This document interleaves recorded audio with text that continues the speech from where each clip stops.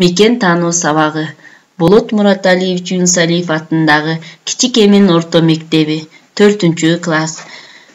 Мен Казакова Шола Замирбековна. Сабактын темасы тамак сиңирүү органдары. Сабагыбыздын максаты, билим берүүчүлүк максаты окуучулар тамак сиңирүү органдары темасы боюнча маалымат алышат. Өнүктүрүүчүлүк максаты окуучулар теманы талдашат, кабыл алуусу, аң сезими, ой жүгүртүүсү калыптанат.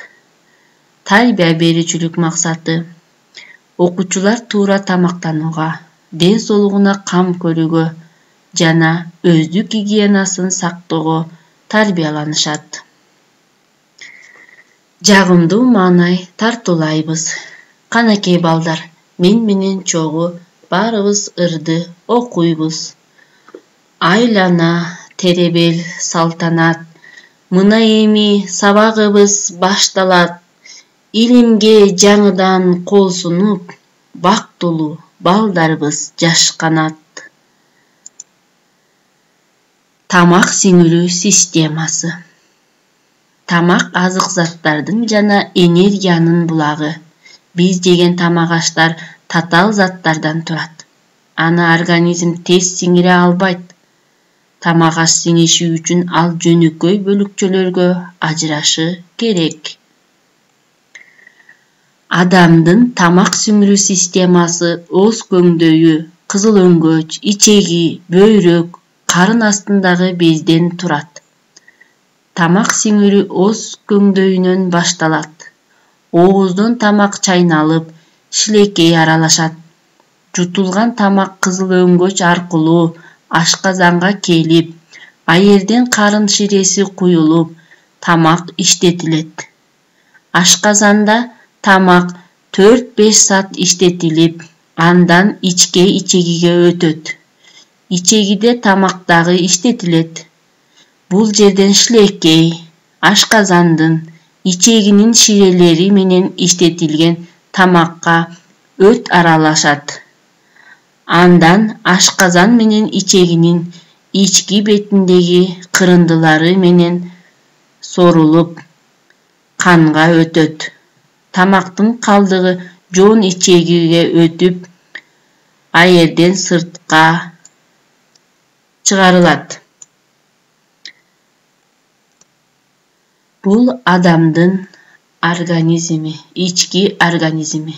Бул жерде ооз көңдөйү, тиштер, тил, коко, кекиртек. Мына бул жер кызыл өңгөч. Кызыл өңгөч. Бул жерде ашказан. Бул ашказан бездери. Боор жайгашкан бул жерде. Анан бул жер өт. Ал эми бул жоон ичегилер. Бул болсо ичке ичегилер. Бул көтөн чучук. Туура тамактануу адамды дени сак алып жүрөт. Бир нече кеңешти эсиңе сакта. Тамакты түрдүлөп ич. Камыр тамак менен таттууну аз жегиле. Аларды көп жесе денеге май топтолот. Мөмө жемиш, жашылчаларды жана сүт азыктарын, сүт, айран, быштак көп колдон. Тамактарды абдан майда чайнап жеш керек. Тамак ичип жатканда сүйлөбө, телевизор көрбө, окуба. Бир убакта тамактанууга аракеттен. Кечки тамакты уктарга 2 саат калганда ич. Тамактанар алдында колуңду жуу. Жуулбаган мөмө жемиш, жашылчаларды жебе.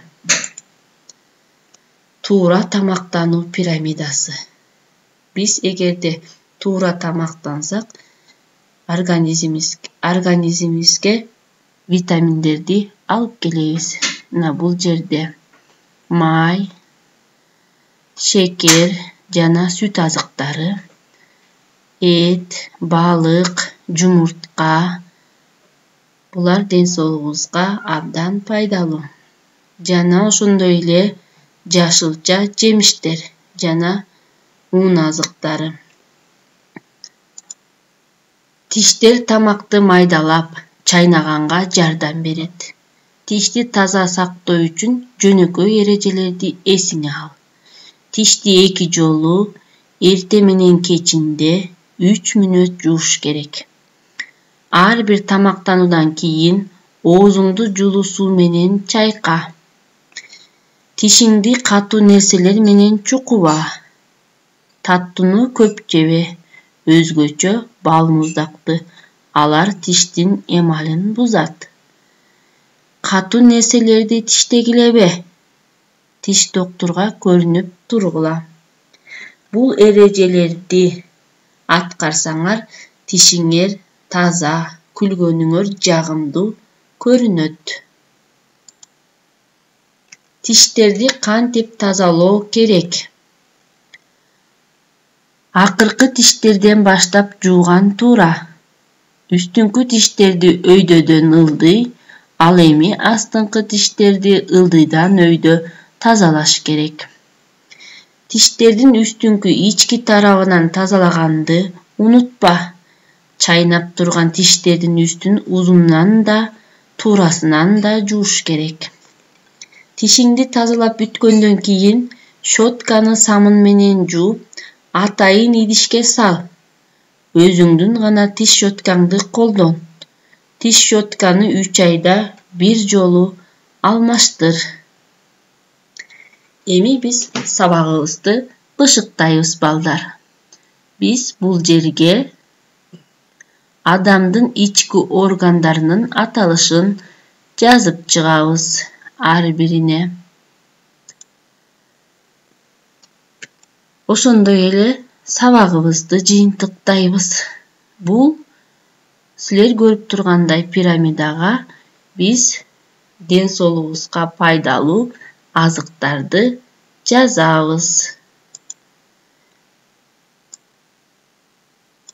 Кийинки сабакта жолугушканга саламатта тургула балдар.